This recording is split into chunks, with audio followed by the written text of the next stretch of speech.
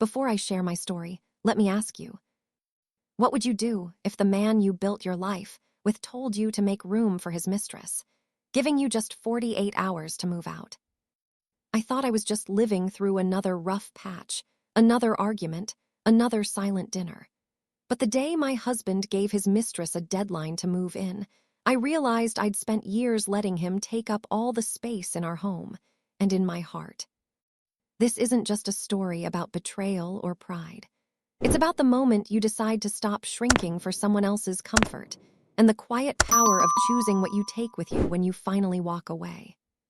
So settle in, and if you've ever wondered what you'd do in my shoes, hit that subscribe button. Because what happened next changed not just my marriage, but the way I see myself forever.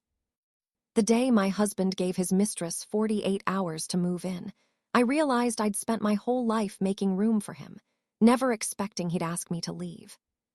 It started with a silence, not the kind that comes after a fight, but the kind that settles in slowly, filling every corner of the house until you can't remember what laughter sounds like.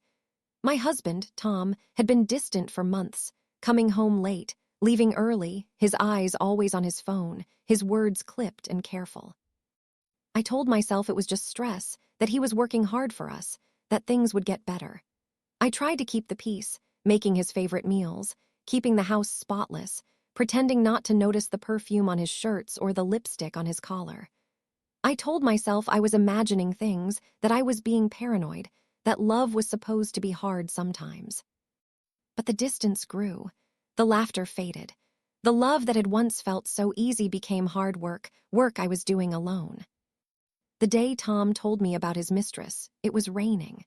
I remember the sound of the drops against the window, the way the sky seemed to press down on the house, the way Tom stood in the doorway, his face pale, his eyes cold. "I need you to pack your things," he said, his voice flat. "Melissa is moving in. I've given her 48 hours. I stared at him, disbelief and anger warring inside me. "You're asking me to leave. This is my home, Tom, our home." He shrugged, his eyes never meeting mine. "It's just easier this way. You can stay with Ruth for a while. I'll send you money for a hotel if you need it." I felt a wave of nausea, the room spinning around me. I thought about the years I'd spent building this life, about the love I'd given, about the sacrifices I'd made. I wondered when I'd become so easy to replace. I called Ruth, my voice shaking. "Ruth, he's kicking me out. He's moving her in. I have 48 hours. She was silent for a long moment, then said, "Anna, you can't let him do this. You have rights. You have a life. You have a choice." I nodded, wiping my eyes. "I know, but I don't know what to do." She sighed, her voice gentle. "Start by packing what matters. The rest can wait." That night I sat in the bedroom, the suitcase open on the bed, the rain still tapping against the window. I looked around at the life I'd built, photos on the walls, books on the shelves, the quilt my mother had made, the vase of wildflowers from the garden. I thought about what to take, what to leave, what to fight for. I realized then that sometimes, the things you pack first are the things that matter most. And sometimes, the greatest act of love is choosing yourself. If you've ever had to walk away from everything you thought you knew, or if you want to see what happens when a woman finally claims her own life, don't forget to like and subscribe. And tell me in the comments, what would you pack first if you had to leave your home? I read every story, and you never know who you might help by sharing. The next morning, I woke to the sound of Tom moving around the kitchen. I lay in bed for a long time, staring at the ceiling, listening to the clatter of dishes, the low hum of his voice as he talked on the phone. I wondered if he was talking to Melissa, if he was making plans for their new life together, if he was already erasing me from the story of our home. I got up, made coffee, and sat at the kitchen table, my hands wrapped around the mug, my heart pounding. Tom barely looked at me as he poured himself a cup, his eyes fixed on his phone. "Did you start packing?" he asked, his voice casual. I nodded, forcing a smile. "Yes, I'm taking Ruth up on her offer. I'll be out by tomorrow." He nodded, relief flickering across his face. "Good. I'll have the locks changed on Friday." I felt a wave of anger, sharp and cold. I wanted to scream, to throw the mug across the room, to demand that he look at me, really look at me, and see the woman he was pushing out of his life. But I bit my tongue, swallowing the words, the pain, the pride. I spent the day packing, moving through the house like a ghost. I started with the things that mattered most: the photo albums, the letters Tom had written me when we were first married, the quilt my mother had made, the vase of wildflowers from the garden. I packed Lily's baby blanket, the book of recipes Ruth and I had written together, the necklace Tom had given me on our 10th anniversary. I left the rest: the furniture, the dishes, the clothes I never wore, the things that no longer felt like mine. I realized then that sometimes the things you leave behind are just as important as the things you take. Ruth came by in the afternoon, her arms full of boxes, her heart full of love. "You're doing the right thing, Anna," she said, her voice steady. "You're choosing yourself, you're choosing your future." I nodded, tears slipping down my cheeks. It doesn't feel like a choice, it feels like survival. She hugged me, her arms strong and steady. Survival is the first step, thriving comes next. That night I sat in the living room, the boxes stacked around me, the house too quiet, the air heavy with memories. I thought about the life I'd built, the love I'd given, the trust I'd lost. I wondered what Tom and Melissa would do with the house, with the garden, with the memories I'd left behind. I realized then that sometimes the hardest thing you can do is let go. And sometimes the greatest act of love is choosing yourself. The next morning, I loaded the last of the boxes into Ruth's car. Tom watched from the porch, his arms crossed, his face unreadable. "Goodbye, Tom," I said, my voice steady. He nodded, his eyes cold. "Goodbye, Anna." I got into the car, my heart pounding, my hands shaking. As we drove away, I looked back at the house one last time, the garden blooming in the morning sun, the windows shining with light. I realized then that I was still here, I was still standing, and I was ready for whatever came next. If you've ever had to leave everything behind, or if you want to see what happens when a woman finally claims her own life, don't forget to like and subscribe. And tell me in the comments, what would you take with you if you had to start over? I read every story, and you never know who you might help by sharing. Ruth's house was warm and full of life. She made up the guest room with fresh sheets and a vase of wildflowers from her garden. She cooked my favorite meals, poured me endless cups of tea, and listened as I poured out my heart. I tried to be grateful, to focus on the comfort of her presence, but the ache of loss was always there, a dull throb beneath the surface. I spent the first few days in a fog, moving through Ruth's house like a guest, trying not to take up too much space. I helped with chores, played cards with her grandchildren, took long walks in the park. I tried to keep busy, to keep my mind off Tom and Melissa, off the house I'd left behind, off the life I'd lost. But at night, when the house was quiet and everyone else was asleep, I lay awake, replaying every moment of the last few weeks. I thought about the way Tom had looked at me, the way he'd spoken to me, the way he'd pushed me out of our home. I wondered if he missed me, if he regretted his decision, if he was happy with Melissa. One afternoon, Ruth and I went to the market. As we walked through the aisles, I caught sight of Tom and Melissa at the bakery counter.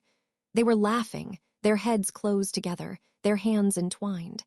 I felt a wave of anger and sadness, a sharp reminder of everything I'd lost. Ruth squeezed my hand, her voice gentle. "You don't have to hide, Anna. You don't have to be ashamed. You did nothing wrong." I nodded, blinking back tears. "I just wish it didn't hurt so much." She hugged me, her arms strong and steady.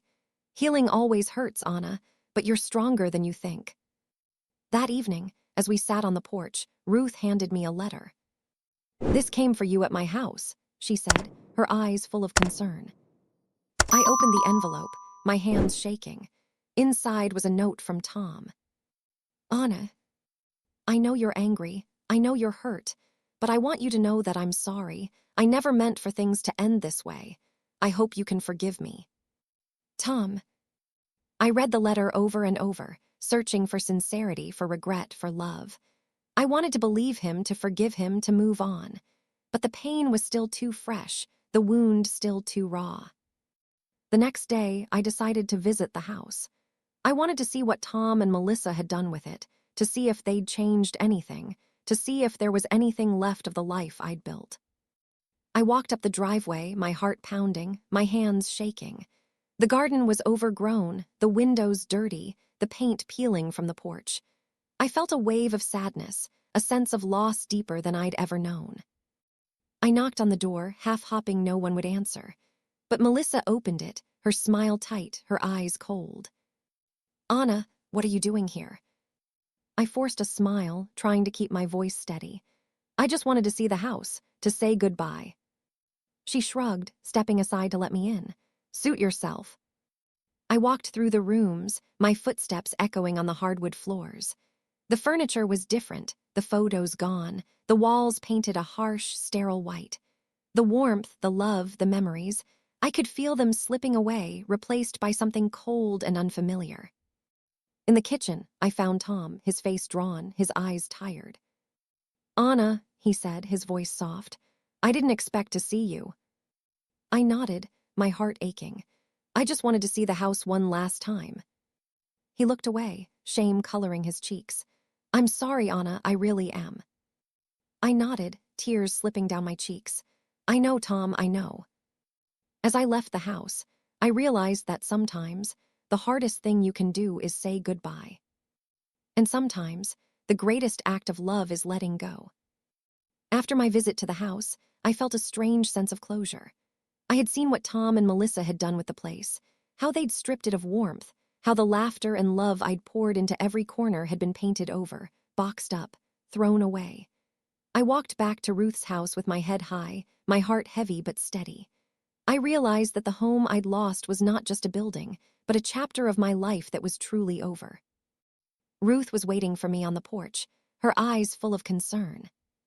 "How did it go?" she asked, handing me a cup of tea. I sat beside her, the steam rising between us. "It's not my home anymore, Ruth. It's just a house now. I think I needed to see it to really let go." She nodded, her hand warm on mine. "You're brave, Anna. You did what you had to do." I smiled, feeling the truth of her words settle in my bones. "I'm tired of fighting for a place that doesn't want me. I want to build something new, for me, for Lily." The next few weeks were a time of quiet rebuilding.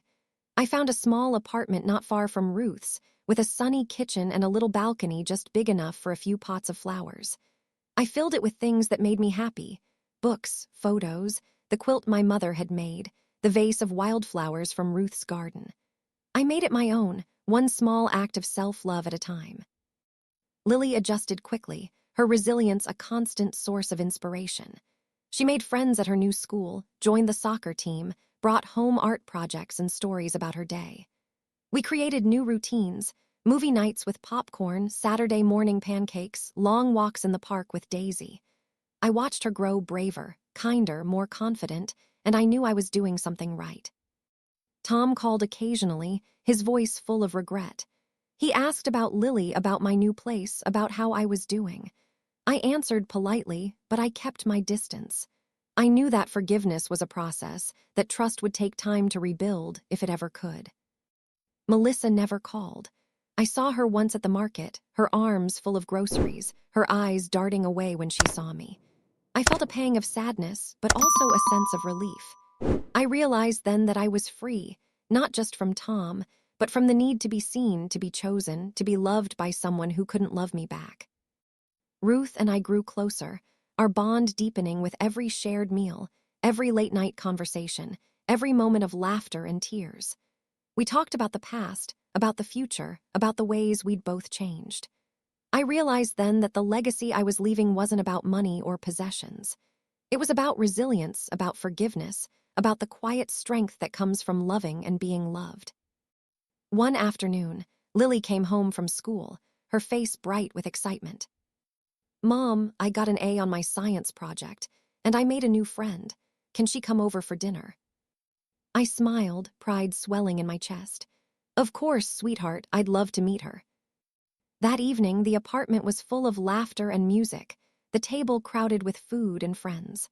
I watched Lily and her friend giggle over dessert, watched Ruth and her husband share stories, watched the sun set over the city. I realized then that I was building a new kind of home, a home full of love, of hope, of possibility.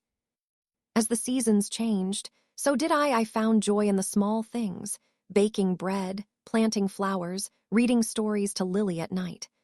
I started volunteering at the community center, helping women who had lost everything find their footing again. I joined a book club, made new friends, found comfort in the simple act of sharing stories. I realized then that healing isn't about forgetting what happened. It's about choosing to move forward, one day at a time. And I promised myself that, whatever happened next, I would never let myself be erased. As the months passed, my new apartment began to feel like home. I painted the walls a soft yellow, hung curtains Ruth helped me sew, and filled every corner with reminders of the life I was building for myself and Lily. I found joy in the small rituals, watering the plants on the balcony, baking bread on Sunday mornings, reading in the quiet hours after Lily went to bed. Lily thrived in her new school. She made friends easily, joined the art club, and brought home stories about her teachers and classmates. She asked hard questions about Tom, about Melissa, about why things had changed. I answered honestly, never hiding the pain but always reminding her that we were safe, that we were loved, that we were enough. Ruth was my constant companion. She came by every weekend, bringing groceries, laughter, and the kind of wisdom that only comes from surviving your own storms. We spent long afternoons in the kitchen, baking pies and sharing stories, our bond growing stronger with every shared secret. One Saturday, as we sat on the balcony, Ruth turned to me, her eyes full of pride. "You're different, Anna. Stronger, happier. I'm proud of you." I smiled, my heart full. I'm proud of me, too. I never thought I could survive losing everything, but here I am. She squeezed my hand, her voice gentle.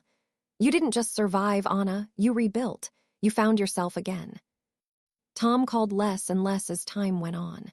When he did, it was usually about Lily, her grades, her soccer games, her birthday. He never apologized again, never asked to come back, never tried to rewrite the past. I realized then that forgiveness isn't about letting someone off the hook.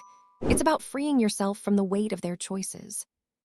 Melissa faded from our lives completely.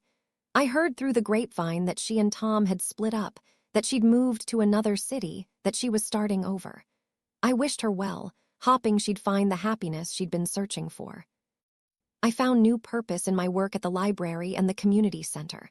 I started a support group for women who had lost everything: jobs, homes, marriages. We met every week, sharing our stories, our fears, our triumphs. I found comfort in their words, in their strength, in the knowledge that I wasn't alone. One evening, as I was closing up the library, a woman approached me, her face familiar. "Anna," she asked, her voice hesitant. I smiled, trying to place her. "Yes, can I help you?" She hesitated, then said, "I was at your hearing. I just wanted to say thank you. You gave me the courage to stand up for myself." I felt a lump rise in my throat. "Thank you. That means more than you know." She smiled, her eyes shining. "You're stronger than you think, Anna. Don't let anyone make you forget it." As the years passed, Lily grew into a bright, compassionate young woman. She graduated from high school, went to college, and started building a life of her own. She called every week, her voice full of excitement and hope. "Mom, I got the internship. I'm going to be working at the hospital this summer." I smiled, pride swelling in my chest. "I'm so proud of you, Lily. You're going to do amazing things." She laughed, her voice warm. "I learned from the best, Mom." Ruth and I kept up our Sunday dinners, inviting friends and neighbors, filling the house with the sound of laughter and the smell of fresh bread. We shared stories, swapped recipes, and celebrated every small victory. I realized then that the greatest gift I could give my family was not my money, or my house, or even my time. The greatest gift was my example, the example of a woman who refused to be erased, who fought for her own life, who learned to love herself even when it was hard. One evening, as I sat on the porch watching the sunset, Lily joined me, her eyes full of gratitude. "Thank you, Mom, for not giving up on me, for loving me even when I didn't deserve it. I hugged her, my heart full. That's what mothers do, Lily. We love even when it hurts. She smiled, her arms tight around me. I want to make you proud, Mom. I want to be as strong as you. I hugged her back, my tears slipping down my cheeks. You already are, Lily. You always have been. As the seasons changed, so did we. The house felt warmer, the laughter louder, the memories sweeter. I realized then that healing isn't about forgetting what happened. It's about choosing to move forward together. And I promised myself that, whatever happened next, I would never let myself be erased. Sometimes, the people we trust most are the ones who test our strength the hardest.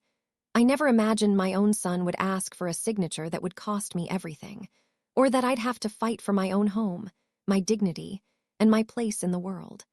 But life has a way of showing us that our worth isn't measured by what we lose, but by the boundaries we hold and the love we fight to protect. If you've ever been betrayed by someone you love, or if you've ever had to rebuild your life after losing everything, I hope you know you're not alone. I know what it's like to sit in the quiet after everyone's gone, to wonder if you did enough, if you loved enough, if you mattered enough. I know what it's like to feel the ache of old wounds and the hope of new beginnings, to want to hold on and let go at the same time. But I also know that healing is possible. That courage is a choice you make every day, sometimes in small ways, sometimes in ways that change everything. I know that you can be broken and still be whole, that you can be pushed out and still come back stronger, that you can be overlooked and still be the heart of your family. Would you have signed the paper, or would you have asked more questions? Have you ever had to choose between keeping the peace and keeping your self-respect? Tell me in the comments. I'd love to hear your story because sometimes sharing our pain is the first step toward healing. If this story touched your heart, please give it a thumbs up, subscribe to my channel, and share it with someone who might need a little hope tonight. Your support means more than you know. Thank you for listening and for being part of this family. Until next time, take care of yourself, and remember, even after the deepest heartbreak, you can still choose to begin again. And if you want to see what happens when a woman finally chooses herself, or if you believe in the power of second chances, don't forget to hit that subscribe button, because the next story might just be the one you need.